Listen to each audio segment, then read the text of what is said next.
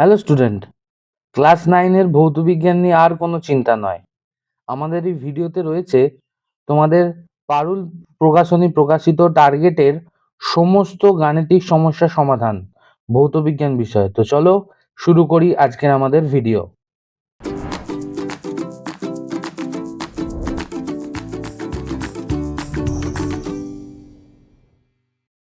প্রথম প্রশ্ন কি বলছে?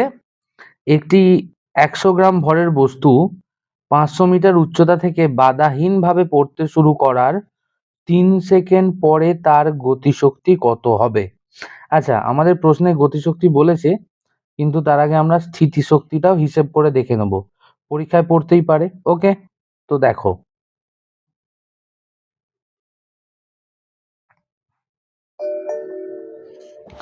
আমাকে প্রথমে কি কি তথ্য দিয়েছে সেইগুলো লিখে নিতে হবে। প্রথমে কি তথ্য দিয়েছে দেখো, বস্তুটার ভর বলেছে 100 গ্রাম, তাই তো? তাহলে আমরা লিখব বস্তুর ভর এটাকে কি দিয়ে প্রকাশ করে? এম সমান কত? 100 গ্রাম। প্রথম তথ্য পেলাম। আচ্ছা, উচ্চতা কত? উচ্চতা ব্র্যাকেটে এইচ দিলাম আমরা। প্রশ্নে কত বলেছে? 500 মিটার। আচ্ছা, গ্রাম মানে কিলোগ্রাম হচ্ছে এসআই পদ্ধতিতে একক, গ্রাম হচ্ছে সিজিএস পদ্ধতিতে একক, মাথায় রাখতে হবে। আচ্ছা, তার মানে আমায় ভরটা দিয়েছে সিজিএস এ, উচ্চতাটা দিয়েছে এসআই তে। তাহলে এটা আমি সঙ্গে সঙ্গে চেঞ্জ করে নেবো, কি এসআই তে চেঞ্জ করে নেবো। 100/1000 এত কেজি, মানে কত? 0.1 কেজি হলো। বেশ, সময় কত বলছে আমায়? সময় টাইম টি 3 সেকেন্ড। প্রশ্নে আমার বলেছে গতিশক্তি, আমরা প্রথমে হিসেব করে নেব স্থিতিশক্তিটা কত। আচ্ছা, স্থিতিশক্তির ইকুয়েশন কত? স্থিতিশক্তি সমান আমরা জানি ওই উচ্চতায় বস্তুর স্থিতিশক্তি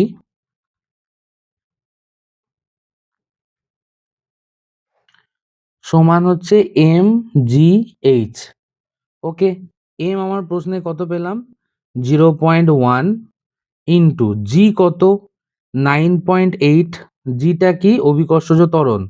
আর প্রশ্নে উচ্চতা কত দেয়া আছে? 500 হচ্ছে। যেখানে লিখবো জি সমান অভিকর্ষজ ত্বরণ।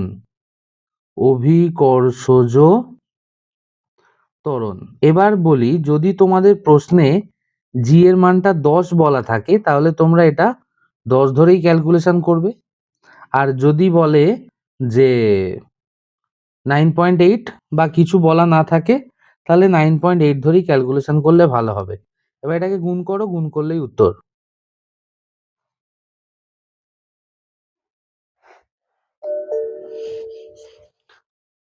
তাহলে গুণ করলে আমরা কত পাবো? এটা 490। অঙ্ক আমাদের কিসে হচ্ছে? এসআই এককে হচ্ছে। তাহলে শক্তি একক হবে জুল, জে। আচ্ছা, ওই উচ্চতায় গতিশক্তি কত? দেখো, সর্বোচ্চ উচ্চতায় বস্তু খানিকক্ষণ স্থির থাকবে, তাই তো? তাহলে সর্বোচ্চ উচ্চতায় স্থিতিশক্তি কত হবে? ওই উচ্চতায় গতিশক্তি কত? ওই উচ্চতায় গতিশক্তি সমান 0। এতটা কিন্তু আমাদের প্রশ্নে জানতে চাইনি। আমাদের প্রশ্নে কি জানতে চেয়েছে? না, বস্তুটাকে ছেড়ে দেয়া হয়েছে, বাধাহীনভাবে পড়তে শুরু করেছে, 3 সেকেন্ড পরে বস্তুর গতিশক্তি কত হবে। আমি এটা কেন করিয়ে দিলাম? যদি প্রশ্ন আসে তোমাদের যেন ছেড়ে আসতে না হয়। ওকে, তাহলে বস্তুটা যখন উপর থেকে পড়বে তখন গতিশক্তির ইকুয়েশন কত হবে বলো? অবাধে পতনশীল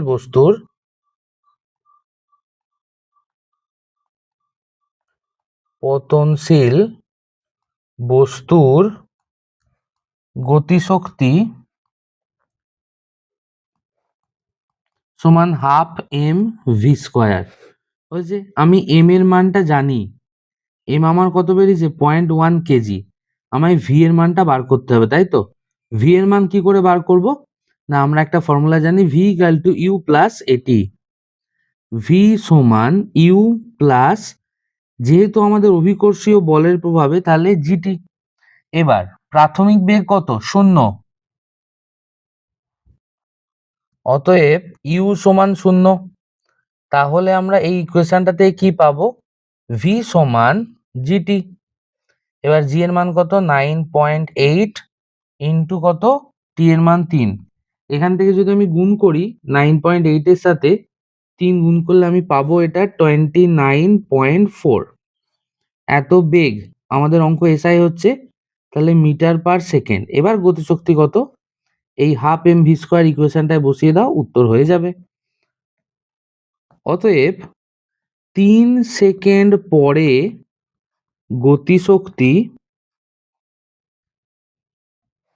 সমান হাফ এম এর মান কত আমরা পেয়েছি? 0.1।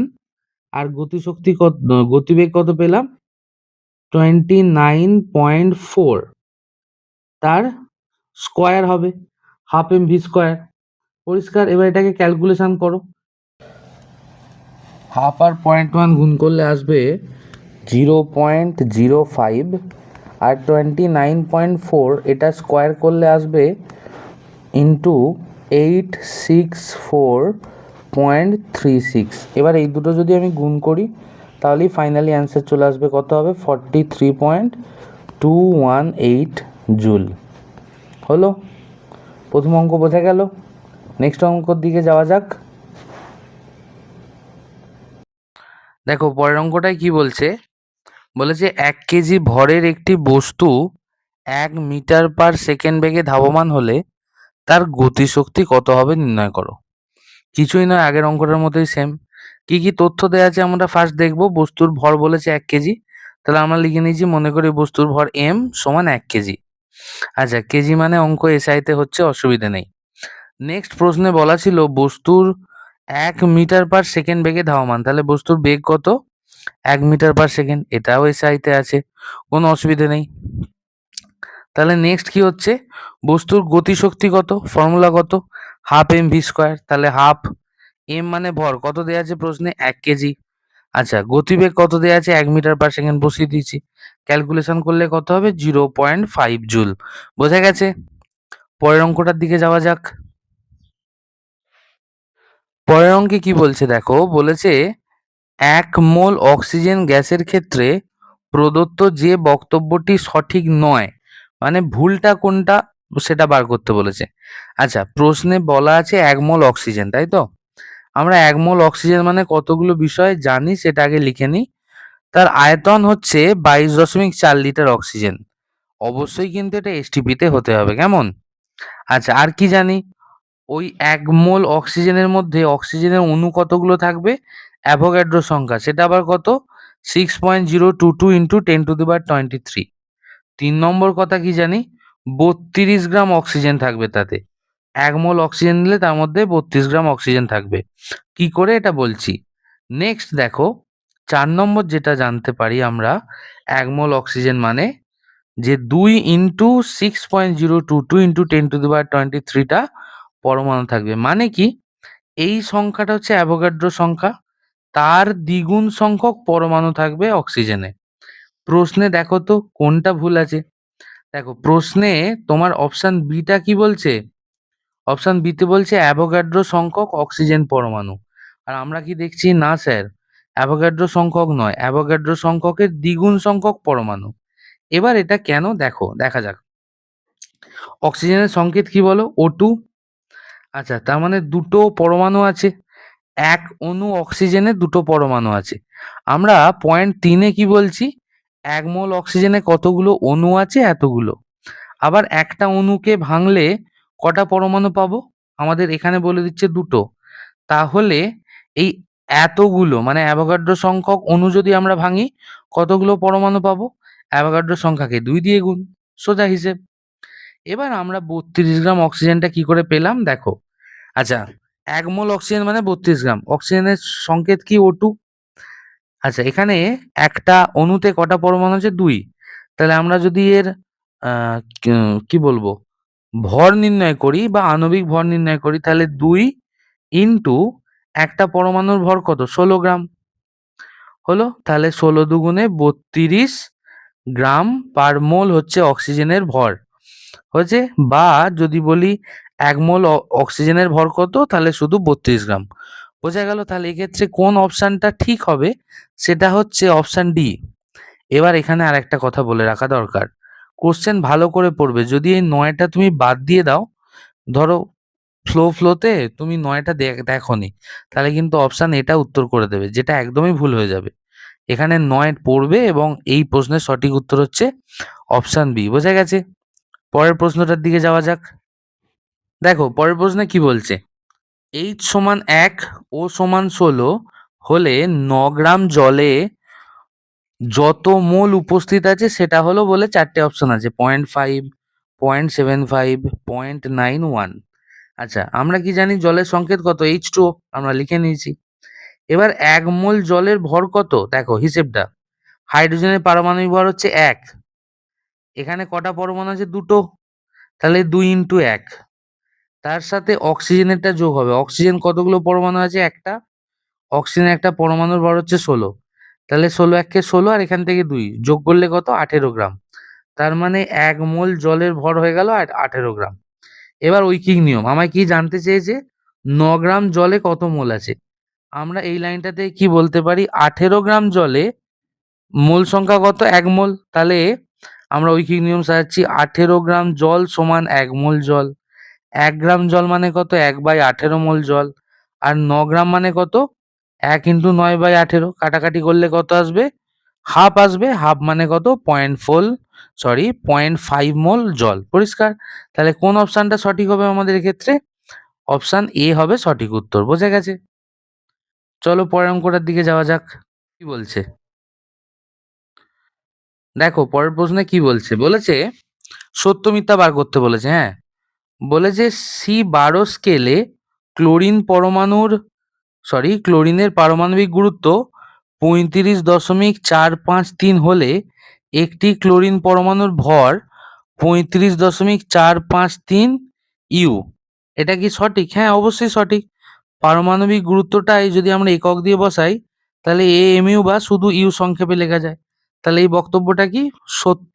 ঠিক আছে। নেক্সট পরের প্রশ্নে বলেছে সোডিয়াম ক্লোরাইডের আণবিক গুরুত্ব 58.44। দেখো ভালো করে, সোডিয়াম ক্লোরাইড মানে কি? খাবার লবণ, আমরা যেটা তরকারিতে খেয়ে থাকি। NaCl, আমরা এর আণবিক ভরটা বার করব। হ্যাঁ, সোডিয়ামের আণবিক ভর কত? প্রথমে Na আছে, এর পারমাণবিক ভর কত? 23, প্লাস কত? ক্লোরিন আছে, ক্লোরিন মানে কত? 35.453। এটাই আমরা সাধারণত ক্যালকুলেশনের জন্য 35.5 ধরে থাকি। এর অরিজিনালটা কত? 35.453 হয়েছে। এই দুটো যোগ করলে কত পাবো? 58.453। পরিষ্কার? অর্থাৎ এখানে যে বক্তব্যটা আছে এটা কি সঠিকই আছে। তাহলে এই উত্তরটাও কি হয়ে যাবে? এটা সত্য হয়ে যাবে। পরিষ্কার? বোঝাতে পারলাম? চলো পরের প্রশ্নটার দিকে যাওয়া যাক। দেখো পরের প্রশ্নটায় কি বলেছে, বলেছে একটি জৈব যৌগের ভর অনুপাতে 0.031% ফসফরাস আছে। ভালো কথা। যদি ওই যৌগটির একটি অণুতে একটি ফসফরাস পরমাণু থাকে, তাহলে যৌগের মোলার ভর নির্ণয় করো। তোমাকে দেয়া আছে P সমান 31। আর কি আরেকটা প্রশ্ন দেয়া আছে, যৌগটির একটি অণুর আয়তন সম্বন্ধে তুমি কি বলতে পারো। তাহলে তোমায় একটা তথ্য প্রথমে দেয়া আছে, কোন একটা জৈব যৌগ আছে, অর্গানিক কম্পাউন্ড, আমি জানি না, তার ভরও জানি না, তার অনুপাতের 0.031% ফসফরাস আছে। তোমায় কি বার করতে বলেছে? মোলার ভর। তার মানে 1 মোলের ভর কত, তাই তো? তাহলে মনে করি জৈব যৌগের মোলার ভর হচ্ছে x গ্রাম। তাহলে দেখো প্রথম লাইনে ওই ভরের অনুপাতের এত পার্সেন্ট ফসফরাস আছে, অনুপাতের, তাই তো?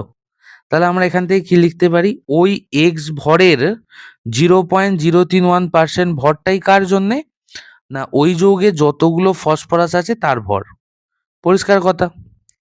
এবার ঐকিক নিয়মের মানে সমাধানের মতো করছি, বা এক্স ইন্টু ভরের বলেছে, তাহলে এক্স ইন্টু 0.031% সমান যৌগে একটি ফসফরাস পরমাণুর ভর। স্যার একটি কোত্থেকে লিখলেন? দেখো প্রশ্নে বলা আছে যদি ওই যৌগের একটি অণুতে একটি ফসফরাস পরমাণু থাকে তাই জন্য একটি। যদি পরের প্রশ্নে ধরো বলেছে দুটি ফসফরাস পরমাণু থাকে তাহলে এখানে আমরা 2 লিখতাম। কেমন? যেহেতু এটা প্রশ্নে একটিই বলেছে তাহলে আমরা একটা ফসফরাস পরমাণু ভর লিখেছি। এবার পার্সেন্টেজ তুললে 100 দিয়ে ভাগ। আচ্ছা প্রশ্নে একটা ফসফরাস পরমাণুর ভর কত বলা আছে? 31, পি সমান 31 দেয়া আছে। এবার সাইড চেঞ্জ বা x সমান কত? 31 ইন্টু এটা সাইড চেঞ্জ করলে উল্টে গুণ হবে 100/0.031। এবার দশমিক তুলে দিচ্ছি, দশমিক তুললে কি হবে? দশমিক তুলে দিলে এখানে 1000 দিয়ে গুণ হবে, আমি 1000 দিয়ে গুণ করেছি। এবার 31 ডাইরেক্ট কেটে যাবে, তাহলে কত হবে? 1-এর পরে 5টা শূন্য, তাহলে জৈব যৌগটার মোলার ভর আমরা কত পেলাম? 1-এর পরে 5টা শূন্য গ্রাম বা 10⁵ গ্রাম। পরিষ্কার? এত পর্যন্ত আমাদের একটা উত্তর কমপ্লিট হয়ে গেল। কত না 10⁵ গ্রাম।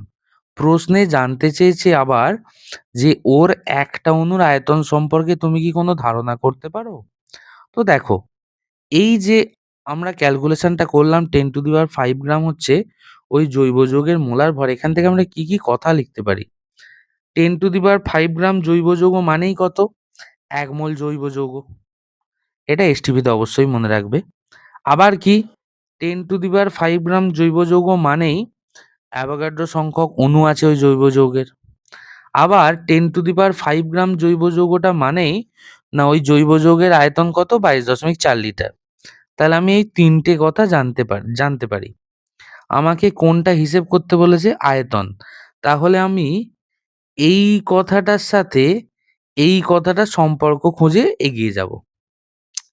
এবং যেহেতু অণু বলেছে তাহলে এটাও সাহায্য নিতে হবে। দেখো তাহলে এই কথাটা যেমন এর সাথে সত্য, এই কথাটাও এর সাথে সত্য, তাহলে এই দুটো কথা পরস্পর সত্য। এটাই আমি লিখছি দেখো 6.022 ইন্টু 10⁻23টি জৈব যৌগ অণুর আয়তন, এটা লিখলাম। আয়তন কত? 22.4 লিটার। তোমার প্রশ্নে জানতে চেয়েছে একটার আয়তন কত, ঐকিক নিয়ম। তাহলে একটি জৈব যৌগ অণুর আয়তন 22.4/6.022 ইন্টু 23 লিটার। এবার 10⁻23টা সাইড চেঞ্জ করলে 10⁻−23 হয়ে যাবে। 22.4টাকে যদি 6.022 দিয়ে ভাগ করি তাহলে আমার আসবে কত? 3.71964 সামথিং আসে। এটাকে আমি অ্যাপ্রক্সিমেটলি ইকুয়াল টু করেছি কত? 3.72 ইন্টু 10⁻−23 লিটার। পরিষ্কার? তাহলে এটা হলো সেকেন্ড উত্তর। এটা আর 5টা অঙ্ক থেকে ভালো অঙ্ক ছিল, দারুণ অঙ্ক। পরীক্ষা এলে কিন্তু একটু সমস্যার সৃষ্টি করতে পারে, তো অঙ্কটা আরো একবার দেখে নেবে। কেমন? চলো পরের অঙ্কটার দিকে যাওয়া যাক। দেখো পরে একটা অঙ্ক আছে পুরো অনুরূপ অঙ্ক। একটি জৈব যৌগের ভর অনুপাতে 0.093% ফসফরাস আছে। যদি ওই যৌগটির একটি অণুতে একটি ফসফরাস পরমাণু থাকে তাহলে যৌগের মোলার ভর নির্ণয় করো। করে ফেলবে আগের মতো অনুরূপ অঙ্ক। এর সেকেন্ড পার্টটা নেই যে একটা অণুর আয়তন সম্পর্কে কিছু বলতে পারো, এই পার্টটা নেই।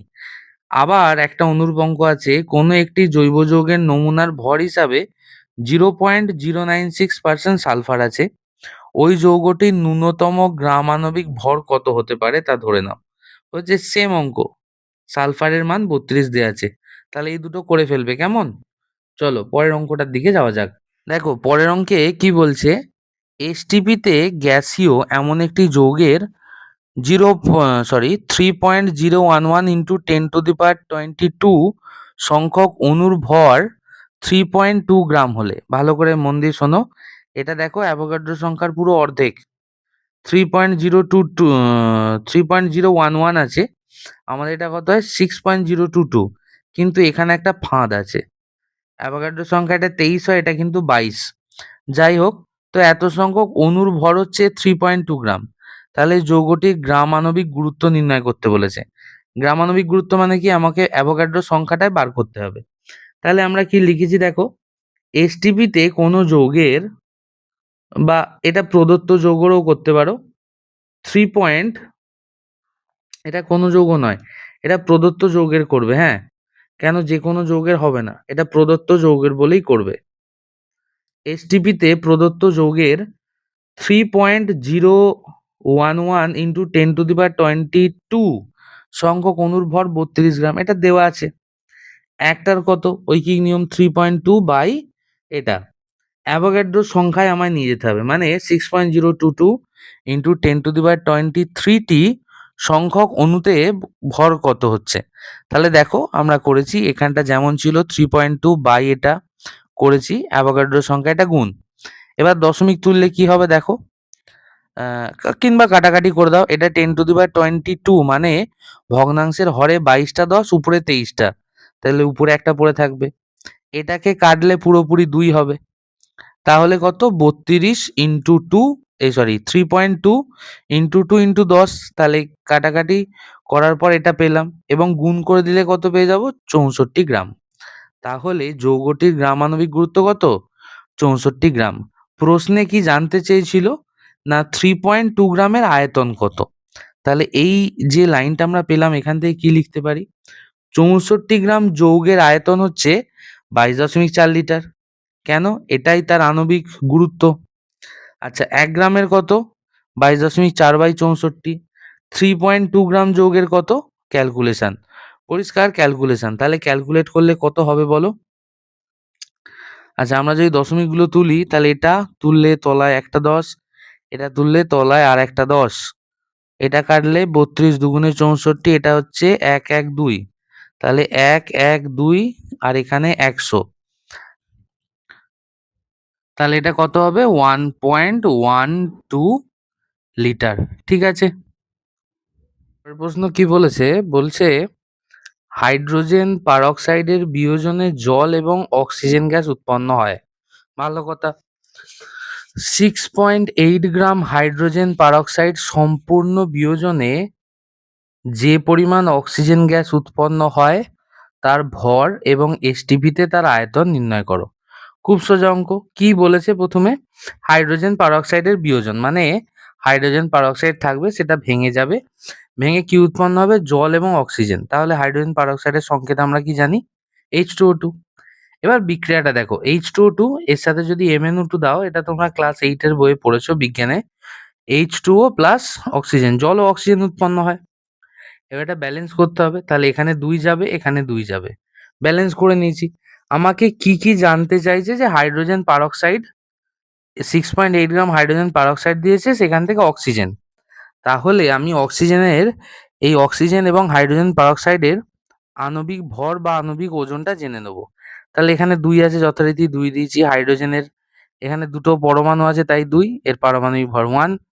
একইভাবে অক্সিজেনের 2 ইন্টু 16 করে মোট কত পেলাম? 68 গ্রাম। আর অক্সিজেনের এখানে কত? 32 গ্রাম। এবার আমি ঐকিক নিয়মের মতো অঙ্কটা লিখছি, দেখো 68 গ্রাম H2O2 বিয়োজনে উৎপন্ন অক্সিজেনের ভর কত? 32 গ্রাম। একে কত আর 6.8 গ্রামে কত? কেন আমায় কি জানতে চেয়েছিল? যে 6.8 গ্রাম H2O2 বিয়োজনে উৎপন্ন অক্সিজেনের ভর কত। ওকে, তাহলে এটা কাটাকাটি যদি করি কত আসবে? 3.2 গ্রাম চলে আসবে। ব্যাস, একটা পার্টের অঙ্ক হলো, তাই তো? আমায় কি জানতে চেয়েছে? এরপরে আয়তনটা কত, তাই তো? আচ্ছা, আমাদের কত অক্সিজেন তৈরি হচ্ছে? 6.8 গ্রাম থেকে 3.2 গ্রাম। আচ্ছা, আমরা কি জানি 32 গ্রাম অক্সিজেনের আয়তন কত? 22.4 লিটার। কেন? 32 গ্রামটা হচ্ছে অক্সিজেনের আণবিক ওজন। তাহলে 32 গ্রাম অক্সিজেনের আয়তন হচ্ছে 22.4 লিটার। 1 গ্রামের কত? 22.4 বাই 32 লিটার। আর প্রশ্নে কত বলেছে? 3.2 গ্রাম। এই যে আমাদের ক্যালকুলেশন এখান থেকে বেরোলো, প্রশ্নে নয়, ক্যালকুলেশনে যেটা বেরিয়েছে 3.2 গ্রাম। সব বসিয়ে দিয়েছি ক্যালকুলেশন, কাটাকাটি করে কত আসবে? 2.24 লিটার। এবার কাটাকাটিটা একটু বলে দিই, দেখো। তাহলে কি এখানে 0.1, এখানে পুরো 32 কেটে যাবে। তাহলে যদি আমি গুণ করে দিই এবং দশমিকটা বসাই, কত হবে? 2.24 লিটার। ব্যাস, একটা অঙ্ক বসে গেল। পরেরটায় যাওয়া যাক।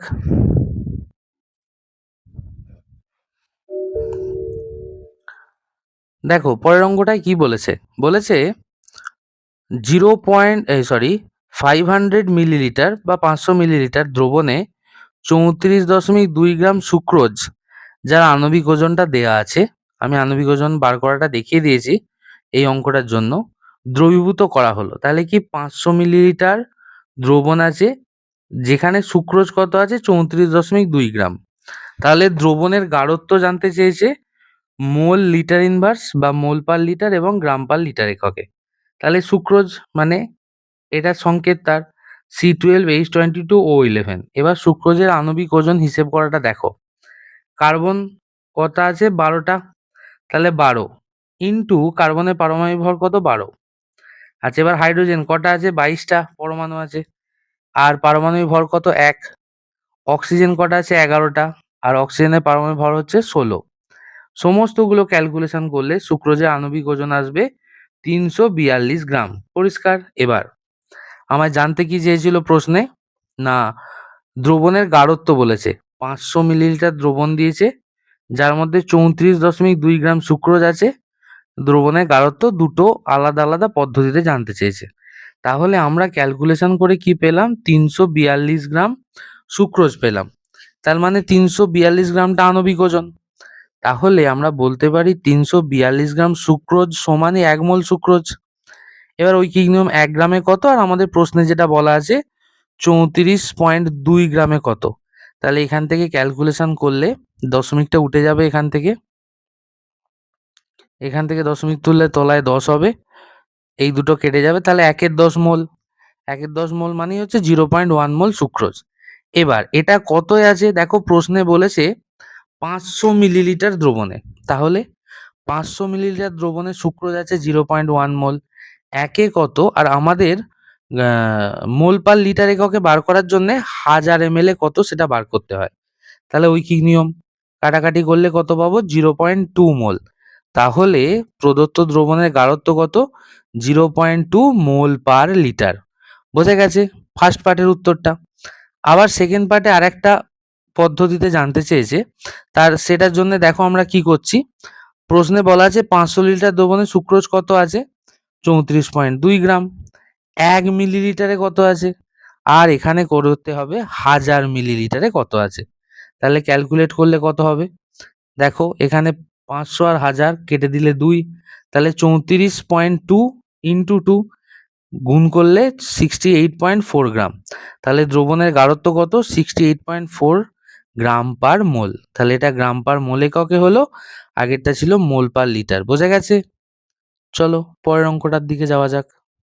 পরের অঙ্কটা কি বলছে, নির্দিষ্ট উষ্ণতায় একটি দ্রাবের 54 গ্রাম 150 গ্রাম জলে দ্রবীভূত হলে একটি সম্পৃক্ত দ্রবণ উৎপন্ন হয়। ওই উষ্ণতায় পদার্থটির দ্রাব্যতা নির্ণয় করো। তাহলে কি কি তথ্য দেওয়া আছে বলো। প্রথমে আছে দ্রাবের ভর কত 54 গ্রাম দেয়া আছে। আচ্ছা দ্রাবকের ভর মানে এক্ষেত্রে জল, তাহলে দ্রাবকের ভর বা জলের ভর কত দেয়া আছে 150 গ্রাম। আমায় কি বলেছে পদার্থটির দ্রাব্যতা নির্ণয় করো। তাহলে পদার্থ দ্রাব্যতার ফর্মুলা হচ্ছে দ্রাবের ভর বাই দ্রাবকের ভর ইন্টু 100। তাহলে কি নির্দিষ্ট উষ্ণতা অবশ্যই, তাহলে এখানে দ্রাবকের ভর কত আছে 54 গ্রাম, দ্রাবের ভর কত আছে 54 গ্রাম। আচ্ছা দ্রাবকের মানে জলের ভর কত আছে 150 গ্রাম ইন্টু 100, কাটাকাটি করলে কত আসবে এটা 36। তাহলে এর দ্রাব্যতা কত পেলাম 36 গ্রাম বলছি, এর দ্রাব্যতা হচ্ছে 36। নির্দিষ্ট উষ্ণতা, এটা কিন্তু ইম্পর্টেন্ট, উষ্ণতাটা বলতেই হবে। যদি উষ্ণতা প্রশ্নে বলা থাকে তাহলে সেটাই লিখবে, আর যদি কিছু না বলা থাকে তাহলে বলবে ওই নির্দিষ্ট উষ্ণতায়। কেমন? চলো পরেরটা প্রশ্নের দিকে যাওয়া যাক। দেখো প্রশ্নে কি বলেছে 1 লিটার দ্রবণে 18 গ্রাম গ্লুকোজ, আচ্ছা গ্লুকোজের আণবিক ওজন দেওয়া আছে 180। আচ্ছা দ্রবণের মোলার মাত্রা নির্ণয় করো। আবারও পড়ছি, 1 লিটার দ্রবণ আছে যেখানে গ্লুকোজ হচ্ছে 18 গ্রাম, দ্রবণের মোলার মাত্রা নির্ণয় করো। ভালো প্রশ্ন। গ্লুকোজের আণবিক ওজন আমার কত দেওয়া আছে 180 দেওয়া আছে, তার মানে 180 গ্রাম গ্লুকোজ দ্রবণ মানেই হচ্ছে 1 মোল গ্লুকোজ দ্রবণ। কেন? 1 মোল পরিমাণ যে কোনো পদার্থের ওজন হচ্ছে তার আণবিক ওজনের সাথে সমান। আণবিক ওজন কত? 180। আর 1 মোল গ্লুকোজ দ্রবণ হয়েছে। ঐকিক নিয়ম এবার 1 গ্রামে কত, আর প্রশ্নে আমায় জানতে চেয়েছিল 18 গ্রাম। তাহলে 18 গ্রামে কত? ক্যালকুলেট করলে কত পাবো এটা? 0.1 মোল গ্লুকোজ। একটা পার্ট হলো। এবার এই যে 18 গ্রাম, এটা কতই দ্রবীভূত আছে? 1 লিটার। তার মানে অঙ্ক এই পার্টটা সোজা হয়েই আছে। আমাকে 1 লিটারের মধ্যে কত দ্রবীভূত হয় বার করতে হবে। প্রশ্নে এখানে 1 লিটার বলাই আছে। তাহলে কি প্রশ্নানুযায়ী 1 লিটার দ্রবণে দ্রবীভূত সুক্রোজ কত? 0.1 মোল। তাহলে দ্রবণটির মোলারিটি কত? 0.1 মোল পার লিটার। যদি প্রশ্নে 1 লিটার না বলে এখানে 500 ml বলতো, তাহলে আবার এখানে একটা ঐকিক নিয়ম করতে হতো, যেটা পরের প্রশ্নে বলেছে। হয়েছে? তাহলে পরের প্রশ্নটা দেখো এই জায়গাটা কিরকম ভাবে চেঞ্জ করেছে।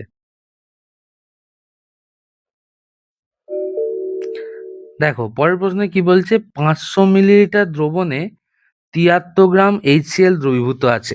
ভালো কথা। ওই দ্রবণের molarity O percentage of W/V মাত্রা কত হবে তা নির্ণয় করো। ধরে নিতে বলেছে ক্লোরিনের পারমাণবিক ভর হচ্ছে 35.5 এবং হাইড্রোজেনের 1। ভালো কথা। তাহলে HCl মানে হাইড্রোক্লোরিক অ্যাসিডের আণবিক ওজন কত? হাইড্রোজেনের জন্য 1 আর ক্লোরিনের জন্য 35.5 যোগ করলে 36.5 গ্রাম হয়ে গেল। এবার আণবিক ওজন মানেই হচ্ছে তার মোলার পরিমাণ, তাই তো? তাহলে কত? 36.5 গ্রাম HCl দ্রবণ মানেই কত? 1 মোল দ্রবণ বা 1 মোল HCl দ্রবণ। ঠিক আগের মতো অঙ্কটা। 1 গ্রাম HCl দ্রবণ মানে কত? ঐকিক নিয়ম 1/36.5। প্রশ্নে কত বলেছে? 73 গ্রাম। তাহলে 73 গ্রাম মানে কত? ঐকিক নিয়ম 1 ইন্টু 73/36.5। কাটাকাটি করলে এটা 2 যাবে, তাহলে 2 মোল HCl দ্রবণ। পরিষ্কার? এবার আগের অঙ্কটায় 1 লিটারের মধ্যে ছিল বলেছিল। দেখো আগের অঙ্কটা এখানে 1 লিটার ছিল, এখানে 500 মিলিলিটার বলেছে। তাহলে আমি লিখবো 500 মিলিলিটার দ্রবণে HCl আছে কত? আমরা এইমাত্র বার করলাম, কত? 2 মোল। 1 মিলিলিটারে কত? 2/500। আর প্রশ্নে মানে আমাদের নিয়ম কি? 1000 মিলিলিটারে করতে হবে, তবে 1 লিটার আসবে। তাহলে 1000 মিলিলিটারের পরিমাণ কত? এই যে 2 ইন্টু 1000/500। এগুলো কাটাকাটি করলে 2 আসবে, 2 দুগুণে 4 মোল। তাহলে দ্রবণটির মোলারিটি কত? 4 মোল পার লিটার। এটা একটা উত্তর হলো। প্রশ্নে কি আর একটা জানতে চেয়েছিল, তার জন্য সেকেন্ড পার্টটা দেখো কি বলছে। 500 মিলিলিটার দ্রবণে HCl আছে কত? 73 গ্রাম। প্রশ্নে বলা আছে। এবার আমায় যা আগে আগে সেকেন্ড পার্টটা জানতে চেয়েছে W/V এককে মাত্রা। তাহলে 500 মিলিলিটার দ্রবণে HCl আছে 73 গ্রাম। একে কত? 73/500 গ্রাম। আর 100তে কত? 73/500 ইন্টু 100। কাটাকাটি করলে এখানে 5, তাহলে 73/5 গ্রাম হচ্ছে।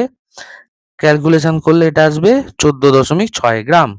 তাহলে W/V এককে দ্রবণের মাত্রা কত? 14.6%। বোঝাতে পারলাম? ভালো অঙ্ক এটা। পরেরটার দিকে যাওয়া যাক। দেখো পরের অঙ্ক কি বলছে। বলেছে 20 ডিগ্রি সেলসিয়াস উষ্ণতায় 150 ml জলে একটি দ্রাবের 30 গ্রাম দ্রবীভূত হলে সম্পৃক্ত দ্রবণ উৎপন্ন হয়। তাহলে এখান থেকে কি কি তথ্য আছে? উষ্ণতা বলে দিয়েছে 20 ডিগ্রি সেলসিয়াস। এটা অবশ্যই গোটা অঙ্ক জুড়ে তোমাদের লিখতে হবে। 150 মিলিলিটার জল মানে এটা হচ্ছে দ্রাবকের পরিমাণ কত? 150 মিলিলিটার। ভালো কথা। দ্রাবের মানে যে জিনিসটা কঠিন পদার্থ বা অন্য কিছু যেটা আছে দ্রাব হিসাবে ব্যবহার করছো, সেটা 30 গ্রাম বলে দিয়েছে প্রশ্নে। সম্পৃক্ত দ্রবণ উৎপন্ন হচ্ছে। ওই উষ্ণতায় দ্রাব্যতা নির্ণয় করো। ওই উষ্ণতা মানে কি? 20 ডিগ্রি সেলসিয়াস উষ্ণতাতেই দ্রাব্যতা নির্ণয় করতে বলেছে। আর কি বলেছে? দ্রাবটি জলে দ্রবীভূত হলে তাপ শোষিত হয়। ভালো কথা। মানে কি? এটা তাপগ্রাহী বিক্রিয়া ঘটছে জলে দিলে। উষ্ণতা বৃদ্ধিতে পদার্থটির দ্রাব্যতা কি পরিবর্তন হবে? তো চলো দেখো প্রথমে প্রথম পার্টটা দেখা যাক। কি 20 ডিগ্রি সেলসিয়াস উষ্ণতায় 150 মিলিলিটার জলে দ্রবীভূত দ্রাবের ভর কত? 30 গ্রাম। দেখো তোমাদের প্রশ্নে বলাই আছে, সেটাই আমি লিখেছি। দ্রাব্যতা বার করতে গেলে কত? 100 মিলিলিটারে কত সেটা বার করতে হয়, তাই তো? তাহলে 1 মিলিলিটারে কত? 30/150। আর 100তে কত? 30/150 ইন্টু 100। এটা কাটাকাটি করলে কত পাবো? 20 গ্রাম। তাহলে 20 ডিগ্রি সেলসিয়াস উষ্ণতায় দ্রাব্যতা কত পেয়ে গেলাম? 20। ফার্স্ট পার্টের উত্তর হয়ে গেল। নেক্সট প্রশ্নটায় কি বলেছিল? যে যদি উষ্ণতা বাড়ানো হয় তাহলে দ্রাব্যতার কি পরিবর্তন হবে। যেহেতু এটা তাপগ্রাহী বিক্রিয়া আগেই আমরা বললাম, তাহলে যদি উষ্ণতা বাড়াও তাহলে দ্রাব্যতা কি হবে, বেড়ে যাবে। বোঝা গেছে? চলো পরের অঙ্কটার দিকে যাওয়া যাক। দেখো পরের প্রশ্নে কি বলছে, 400 মিলিলিটার দ্রবণে 12 গ্রাম NaOH দ্রবীভূত আছে। ভালো কথা। ওই দ্রবণটির মোলারিটি ও পার্সেন্টেজ বার করতে বলেছে, W/V মাত্রা কত হবে। আচ্ছা, এখানে তোমাদের সোডিয়ামের পারমাণবিক ভর, অক্সিজেনের পারমাণবিক ভর, হাইড্রোজেনের পারমাণবিক ভর দেওয়া আছে। তাহলে আমাদের মোলারিটি বার করার জন্য কি করতে হয়, প্রথমে আমাদের যেটা করতে হবে সেটা হচ্ছে NaOH এর আণবিক ওজন বার করতে হবে। আচ্ছা, সংকেতে দেখো NaOH, তাহলে সোডিয়াম আছে, তার পারমাণবিক ভর কত, 23 হলো। অক্সিজেন আছে কত, পারমাণবিক ভর 16। হাইড্রোজেন আছে কত, পারমাণবিক ভর 1, তাহলে সব মিলিয়ে কত, 40 গ্রাম। বোঝা গেছে? নেক্সট কি বলছে, দেখো 40 গ্রাম NaOH এর দ্রবণ মানে আমরা কি বলতে পারি, 1 মোল NaOH এর দ্রবণ, যেহেতু এটাই মোল পরিমাণ এবং এটাই মোলার ভর। তাহলে 1 গ্রামে কত হবে, 1/40। আর 12 গ্রামে কত হবে, প্রশ্নে কত বলেছিল, 12 গ্রাম। তাহলে 1 ইন্টু 12/40 কাটাকাটি করলে কত উত্তর আসবে, 3/10 মোল। তার মানে কত, 0.3 মোল NaOH এর দ্রবণ। তাহলে 400 ml দ্রবণ ছিল ওটা, 400 ml দ্রবণে NaOH এর পরিমাণ কত আছে, 0.3 মোল। 1 মিলিলিটারে কত, 0.3/400। আর 1000 ml এ কত, ক্যালকুলেশন 0.3 ইন্টু 1000/400 কাটাকাটি করলে কত আসবে, 3/4 মোল, মানে হচ্ছে 0.75 মোল। অতএব দ্রবণটির মোলারিটি কত পেলাম, 0.7 মোল পার লিটার। বোঝা গেছে? নেক্সট কি বলেছে, W/V তে মাত্রা বার করতে বলেছে। প্রশ্নে দেখো তোমাদের বলা ছিল কত, 400 গ্রাম NaOH দ্রবণ, তাহলে ওখানে আমরা হিসেব করেছি কত NaOH আছে, 12 গ্রাম। তাহলে 400 গ্রাম দ্রবণের মধ্যে NaOH টা আছে 12 গ্রাম, একে কত, 100-তে কত, কাটাকাটি করে পেয়ে যাব 3 গ্রাম। তাহলে W/V এককে দ্রবণের মাত্রা কত পেলাম, 3%। বোঝা গেছে? চলো পরের অঙ্কটার দিকে যাওয়া যাক। কি বলছে, 9 গ্রাম জলে অণুর সংখ্যা এবং সেই অণুতে উপস্থিত হাইড্রোজেন পরমাণুর সংখ্যা নির্ণয় করো। বেশ, জল মানে কি, H2O, এর আণবিক ওজন কত। দেখো এখানে 2H আছে, তার মানে 2 ইন্টু 1, কেন, হাইড্রোজেনের পারমাণবিক ভর 1। অক্সিজেনের কত, সেটা 16, তাহলে ক্যালকুলেশন করলে 18, তাহলে জলের আণবিক ওজন হয়ে গেল 18 গ্রাম।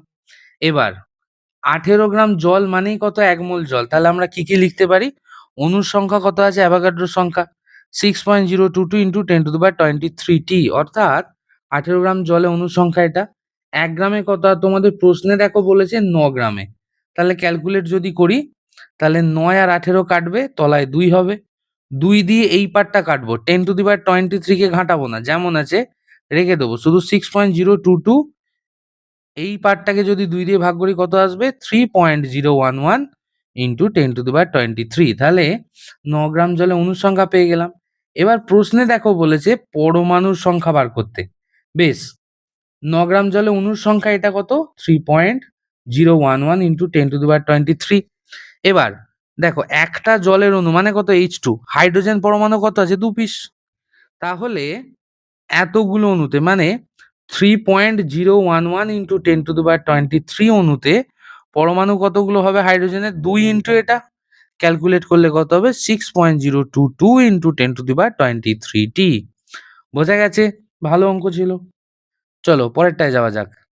দেখো পরেরটায় কি বলছে, এসটিপিতে 2.24 লিটার কার্বন ডাইঅক্সাইড গ্যাসে উপস্থিত অণুর সংখ্যা নির্ণয় করতে বলেছে। এসটিপিতে 1 মোল পরিমাণ কার্বন ডাইঅক্সাইড গ্যাসের আমরা কতগুলো তথ্য বলতে পারি, দেখো আয়তন কত, 22.4 লিটার। কার্বন ডাইঅক্সাইডের অণুর সংখ্যা কত হবে, অ্যাভোগাড্রো সংখ্যা 6.022 ইন্টু 10⁻23। আণবিক ওজন কত পাবো, 44 গ্রাম। দেখো আণবিক ওজনটা কি করে পাবো, বার করে দিচ্ছি আমরা। কার্বন ডাইঅক্সাইড CO2 মানে কার্বনের পারমাণবিক ভর 12, প্লাস অক্সিজেন, এখানে দুটো পরমাণু আছে তাই 2, আর অক্সিজেনে একটা পারমাণবিক ভর কত, 16। তাহলে 16 দুগুণে 32, আর তার সাথে 12 যোগ করেছি মানে কত, 44। তাহলে কার্বন ডাইঅক্সাইডের আণবিক ভর 44। তার মানে 1 মোল কার্বন ডাইঅক্সাইড থেকে 3টে কথা আমরা বলতে পারি। আরো বলতে পারি গুরুত্বপূর্ণ ৩টে কথা আমি লিখেছি। কি? আয়তন ২২.৪ লিটার, অণুর সংখ্যা কত? অ্যাভোগাড্রো সংখ্যা, আণবিক ওজন কত? ৪৪ গ্রাম। এবার আবার প্রশ্নটার দিকে তাকাও। বলেছে 2.24 লিটার, মানে কি? আয়তনটা বলছে, অণুর সংখ্যা হিসেব করো। তাহলে আমরা এখান থেকে এই তথ্যটা, অর্থাৎ ২২.৪ লিটার আয়তন আর অণুর সংখ্যা কত? অ্যাভোগাড্রো সংখ্যা, এই দুটো নেবো। হয়েছে? দেখো আমরা তাই করেছি। এসটিপিতে ২২.৪ লিটার কার্বন ডাইঅক্সাইডে অণুর সংখ্যা কত? অ্যাভোগাড্রো সংখ্যা। ১ লিটারে কত? এটা। 2.24 লিটারে কত? দেখো, পরিষ্কার ক্যালকুলেশন। কাটাকাটি করলে কত হবে? আমরা যদি দশমিক তুলে দিই, এটার জন্যে তলায় ১০০, এটার জন্যে উপরে একটা ১০ হবে, এই দুটো শূন্য কাটবে, ২২৪ কেটে যাবে। তাহলে 6.022 ইন্টু 10⁻23/10 পড়ে থাকবে। সেটাই আমরা লিখেছি। এবার উপরে কটা ১০ আছে? ২৩টা ১০। নিচে কটা ১০ আছে? একটা ১০। কেটে গেলে কত হবে? 10⁻22। তাহলে এটাই হলো সঠিক উত্তর, 6.022 ইন্টু 10⁻22t। বোঝাতে পারলাম? চলো পরের অঙ্কটার দিকে যাওয়া যাক। দেখো পরের অঙ্কে বলছে একটি বস্তুকে ২২ সেমি সরাতে ২৬.2 জুল কাজ করতে হয়। যে মানে জুল, কার্যের এসআই একক। বস্তুটির উপর কত বল প্রয়োগ করতে হবে? আচ্ছা, কি কি তথ্য দেয়া আছে? বস্তুর সরণ এর সমান কত? ২০ সেন্টিমিটার। ভালো কথা। কৃতকার্য ডব্লু মানে কত? 26.2 জুল। এবার দেখো, সেন্টিমিটার এককটা হচ্ছে সিজিএস এ, জুল এককটা হচ্ছে এসআই তে। আমি এককগুলোকে সেম প্রসেসে নিয়ে যাব, বা একই এককে নিয়ে যাব, এসআই এককে। তাহলে সেন্টিমিটার থেকে এসআই একক হচ্ছে মিটার, ১০০ দিয়ে ভাগ, মানে 0.2 মিটার। আমায় কি জানতে চেয়েছে প্রশ্নে? প্রযুক্ত বল কত? তাহলে প্রযুক্ত বল এফ যদি হয়, এফ এর মান জানি না, কিন্তু এককটা আমরা জানি। কি একক হয়েছে? নিউটন হয়েছে। তাহলে কৃতকার্যের মান কত? সরি, কৃতকার্যের মান কত? W equal to F S. তাহলে এফ সমান কত? W by S. পরিষ্কার? তাহলে মানগুলো যদি বসিয়ে দিই, ডব্লিউ ছিল 26.2, সরণ ছিল কত? 0.2, কাটাকাটি করলে ৩৩১ নিউটন। বোঝা গেছে? চলো পরের অঙ্কটার দিকে। দেখো পরের অঙ্কটা কি বলেছে? বলছে একটি যন্ত্র ১ মিনিটে ১,২০০ জুল কার্য সম্পন্ন করে। ওই যন্ত্রের ক্ষমতা নির্ণয় করতে বলেছে। তাহলে কি কি তথ্য দেয়া আছে? সময় টি দেয়া আছে কত? ১ মিনিট। তোমরা জানবে তোমাদের গোটা ভৌতবিজ্ঞান বইয়ে সময় যেখানে পাবে একক সেকেন্ড হবে। তাহলে কত? সময় ১ মিনিট মানে ৬০ সেকেন্ড। কার্য কত দেয়া আছে? ১২০০ জুল। হয়ে গেল। তাহলে আমায় কি বার করতে বলেছে? ক্ষমতা। পি মানে কত? তাহলে ফর্মুলা আমরা কি জানি? W equal to PT. তাহলে অর্থাৎ কৃতকার্য সমান ক্ষমতা ইন্টু সময়। তাহলে ক্ষমতা কত? কৃতকার্য বাই সময়। কৃতকার্য কত? ১২০০ বাই সময় কত? ৬০। এককটা কত হবে? Joule per second. কাটাকাটি করলে কত আসবে? ২০। তাহলে এককটা জুল পার সেকেন্ডটাকে আমরা কি লিখতে পারি? ওয়াট। সেই বৈদ্যুতিক বাল্বের গায়ে লেখা থাকে ওয়াট, সেই একক। হয়েছে? চলো পরেরটা। দেখো পরের অঙ্ক কি বলেছে? ১৫০ গ্রাম চুনাপাথর, মানে কি? ক্যালসিয়াম কার্বনেট, CaCO3 কে উত্তপ্ত করলে এসটিপিতে কত আয়তন কার্বন ডাইঅক্সাইড পাওয়া যাবে তা নির্ণয় করো। বিক্রিয়ার সমীকরণ লেখো। দেখো এটা ক্যালসিয়াম কার্বনেট, একে তুমি যদি হিট দাও তাহলে কি উৎপন্ন হবে? ক্যালসিয়াম অক্সাইড, CaO আর কার্বন ডাইঅক্সাইড। তুমি কার্বন ডাইঅক্সাইডের পাশে এরকম একটা উপর দিকে অ্যারো দিতে পারো, যেহেতু এটা গ্যাস। এবার আমাকে প্রশ্নে দেখতে হবে কোন দুটো নিয়ে ক্যালকুলেশন হবে। কোশ্চেনে বলে দিয়েছে ১৫০ গ্রাম চুনাপাথর, তাহলে এটার হিসেব করতে হবে। আর কি জানতে চেয়েছে? কার্বন ডাইঅক্সাইড পাওয়া যাবে, তার মানে কার্বন ডাইঅক্সাইডটা আণবিক ওজনটা হিসেব করতে হবে। তাহলে ক্যালসিয়াম কত? পারমাণবিক ভর হচ্ছে ৪০। কার্বন আছে কত? ১২। অক্সিজেন ৩টে পরমাণু আছে, তাই ৩, আর এর পারমাণবিক ওজন হচ্ছে ১৬। সবকিছু ক্যালকুলেশন করলে আসবে ১০০। Carbon dioxide oxide same, calculate করলে আসবে ৪৪ গ্রাম, মানেই কত? ১ মোল, মানেই কত? ২২.৪ লিটার। এবার আমাকে যেটা ব্যবহার করার প্রয়োজন হবে সেটা ব্যবহার করব। দেখো প্রশ্নে কি বলছে? কত আয়তন, তার মানে আমি ৪৪ গ্রামটা ইউজ করব না, আমি ১ মোলটা ইউজ করব না, আমি ২২.৪টা ইউজ করব। অর্থাৎ 100 গ্রাম ক্যালসিয়াম কার্বনেটকে উত্তপ্ত করলে, এটা ডেল্টা সাইন মানে হিট দেওয়া হচ্ছে, কত কার্বন ডাইঅক্সাইড উৎপন্ন হবে? 22.4 লিটার। আর আমায় প্রশ্নে জানতে চেয়েছে 150, সোজা অঙ্ক। দেখো লিখছি ঐকিক নিয়ম। 100 গ্রাম ক্যালসিয়াম কার্বনেটকে উত্তপ্ত করলে উৎপন্ন কার্বন ডাইঅক্সাইডের আয়তন 22.4 লিটার। 1 গ্রামে কত? 22.4 বাই 100। আর 150 গ্রামে কত? 22.4 ইন্টু 150 বাই 100। এটা কাটাকাটি করলে 33.6 লিটার আসবে। এটাই উত্তর। পরের অঙ্কটায় বলছে 0.1 সেন্টিমিটার স্কোয়ার প্রস্থচ্ছেদ এবং 1 মিটার দৈর্ঘ্য বিশিষ্ট একটি ইস্পাতের তার থেকে, তাহলে এখানে কি কি তথ্য দেয়া আছে বলো? তারের প্রস্থচ্ছেদের ক্ষেত্রফল দেয়া আছে, তারের দৈর্ঘ্য দেয়া আছে। ইস্পাতের তার থেকে 2 কেজি ভরের একটি বস্তু ঝুলিয়ে দিলে, তাহলে এটা প্রযুক্ত বল বার করতে পারবো এখান থেকে। তারের দৈর্ঘ্য কতটা বৃদ্ধি পাবে, মানে দৈর্ঘ্য বৃদ্ধিটা বার করতে বলেছে। আর কি? ইস্পাতের ইয়ং গুণাঙ্ক দেয়া আছে 2 × 10⁻11 ডাইন পার সেমি স্কোয়ার। এখানে তারের প্রস্থচ্ছেদের ক্ষেত্রফলের একক দেয়া আছে সেন্টিমিটার স্কোয়ার মানে সিজিএস। তারের দৈর্ঘ্য আছে মিটার মানে এসআই। প্রযুক্ত বল নিউটন, সেখান থেকে আমি 10⁵ ডাইন করেছি। আচ্ছা, ইয়ং গুণাঙ্ক ডাইন পার সেমি স্কোয়ার মানে সিজিএস এ দেয়া আছে। আমি তারের দৈর্ঘ্যটা মিটারে আছে, আমি এটাকে সিজিএস এ চেঞ্জ না করে এইভাবে করতে পারি, তারের দৈর্ঘ্যটাকেও কি করে দিলাম? মিটারে বেরোবে। তাহলে কি? দেখো আমাদের ফর্মুলায় ইয়ং গুণাঙ্কই কি ছিল? Small L by capital L. তাহলে দুটোর একক যদি মিটার হয় তাহলে ক্যান্সেল আউট হয়ে যাবে, তাই তো? মানে বিকৃতির কোনো একক হয় না যদি এককগুলোকে সেম রাখি। আমি সেই হিসেবে করব।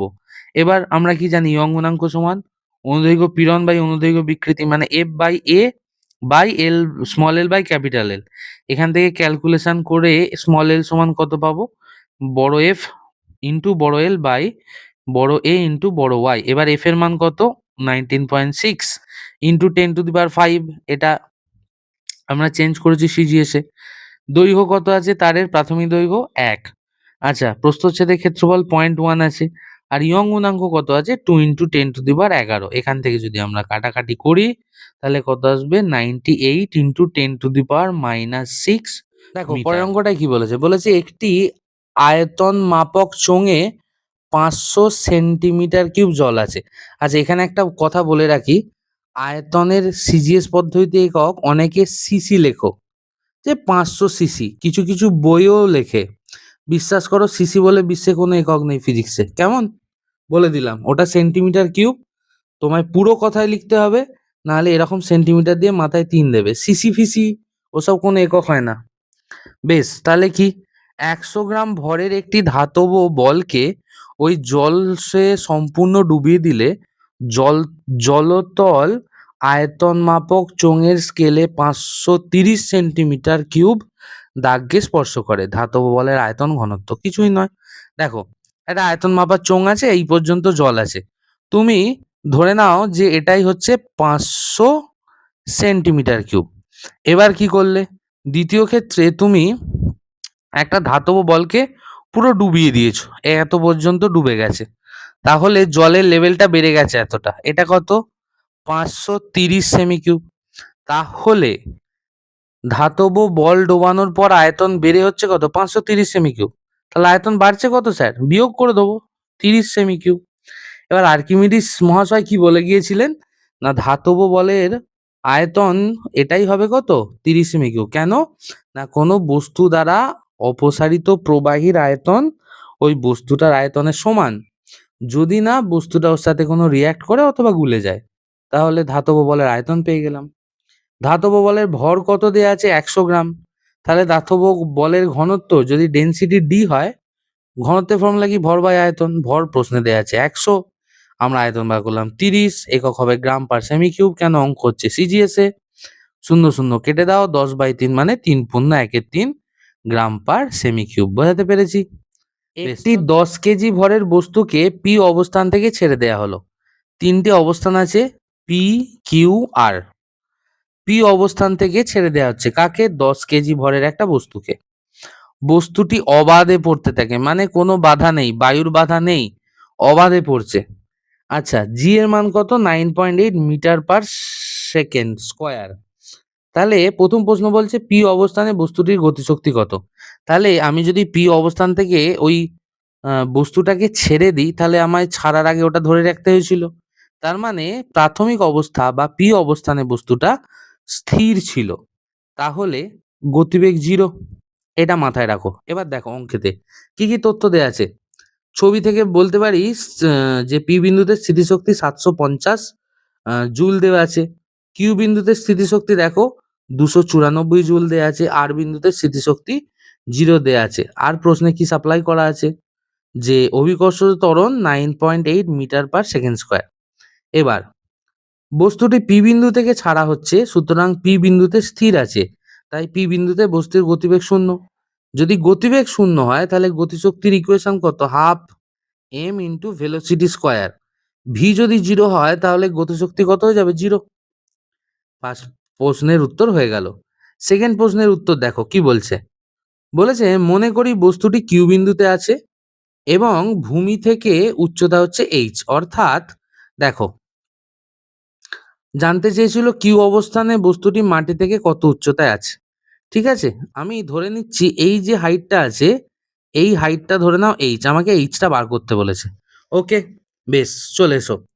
মনে করি বস্তুটি কিউ বিন্দুতে আছে এবং ভূমি থেকে উচ্চতা হচ্ছে এইচ, সুতরাং কিউ বিন্দুতে স্থিতিশক্তি কত? mgh, যথারীতি স্থিতিশক্তি ইকুয়েশন। এবার প্রশ্নের স্থিতিশক্তির মান কত দেয়া ছিল দেখো? 294 জুল। তাহলে আমরা বলতে পারি প্রশ্নানুযায়ী mg সমান কত? 294। এম কত? বস্তুর ভর কত দেয়া আছে? 10। জি কত? 9.8। এইচ জানি না, বার করতে হবে। সমান কত? 294। এখান থেকে এইচটা বার করার জন্য 10 আর 9.8 সাই চেঞ্জ করেছি। দেখো 9.8 এর দশমিকটা তুলে 10 করেছি, কাটাকাটি করলে পরিষ্কার আসবে 3 মিটার, অর্থাৎ কিউ অবস্থানটা মাটি থেকে 3 মিটার উপরে। পরিষ্কার? নেক্সট অ্যান্ড লাস্ট পার্টের প্রশ্নটা দেখো কি বলছে। অবাধে পতনশীল বস্তুর যান্ত্রিক শক্তির সংরক্ষণ নীতি থেকে কি পাই? পি বিন্দুতে যান্ত্রিক শক্তি আর বিন্দুতে যান্ত্রিক শক্তি সমান হবে। তাই তো ছিল, তোমাদের টেক্সট বইয়ে আছে। কার্যক্ষমতা শক্তি চ্যাপ্টারের লাস্ট বিষয় হচ্ছে এটা, যান্ত্রিক শক্তি সংরক্ষণ। তাহলে পি বিন্দুতে বস্তুর, আচ্ছা যান্ত্রিক শক্তি মানে কি আবার? গতিশক্তি স্থিতিশক্তির যোগফল। তাহলে পি বিন্দুতে বস্তুর গতিশক্তি প্লাস স্থিতিশক্তি, আর বিন্দুতেও যথারীতি গতিশক্তি প্লাস স্থিতিশক্তি। এটা আর বিন্দু হবে, হ্যাঁ, এটা আর হবে, কিউ নয়। তাহলে পি বিন্দুতে আমরা গতিশক্তি কত পেয়েছি? 0। স্থিতিশক্তি আমাদের ছবিতে দেখো দেয়া আছে 750। আর বিন্দুতে গতিশক্তি জানি না, এটাই বার করতে বলেছে। আর বিন্দু যেহেতু খুব মাটির নিকটবর্তী, তাই স্থিতিশক্তি 0। ব্যাখ্যা কি দেখো, এটা আর বিন্দু হবে, হ্যাঁ, দাঁড়াও, আরই তো না কিউ আছে ছবিতে, 1 সেকেন্ড দাঁড়াও, আর আছে, এটা আর হবে, কেমন? তাহলে এটা আর হবে। আর বিন্দুটি মাটির খুব নিকটে, তাই উচ্চতা প্রায় 0, তাই স্থিতিশক্তি 0। এটা তাহলে আর বিন্দুতে গতিশক্তি কত পেয়ে গেলাম? 750 জুল হয়েছে। অর্থাৎ বস্তুটা সর্বোচ্চ অবস্থান পিতে যতটা স্থিতিশক্তি নিয়েছিল, 750 যতটা স্থিতিশক্তি নিয়েছিল, লাস্টে অর্থাৎ আর বিন্দুতে এসে পুরো স্থিতিশক্তিটাই গতিশক্তিতে রূপান্তরিত হয়েছে। বোঝা গেছে? বেশ, ভিডিও অনেকটা লম্বা হয়ে গেছে, এই পর্যন্তই আজকে থাক। এটা হচ্ছে পার্ট 1 এর ভিডিও। পার্ট 2 ভিডিও খুব তাড়াতাড়ি আসবে আমাদের চ্যানেলে। আশা করি ভিডিওটা যদি সম্পূর্ণ কেউ দেখো, তোমাদের অবশ্যই উপকার হবে। প্রশ্ন যদি পরীক্ষায় কমন এসে যায়, আমার কমেন্ট এসে জানিও কিন্তু, যে স্যার প্রশ্ন কমন পড়ে গেছিল, এবং তোমাদের পড়বে। আমি কনফিডেন্ট যে তোমাদের এখান থেকে কোশ্চেন পড়বে। তো দেখা হচ্ছে খুব তাড়াতাড়ি সেকেন্ড পার্টের জন্যে। সেকেন্ড পার্টের ভিডিওতে তোমাদের সাথে দেখা হচ্ছে। টিল দেন ভালো থেকো, সুস্থ থেকো, আর পরীক্ষার জন্য সবাইকে অল দ্য বেস্ট। চলো টাটা।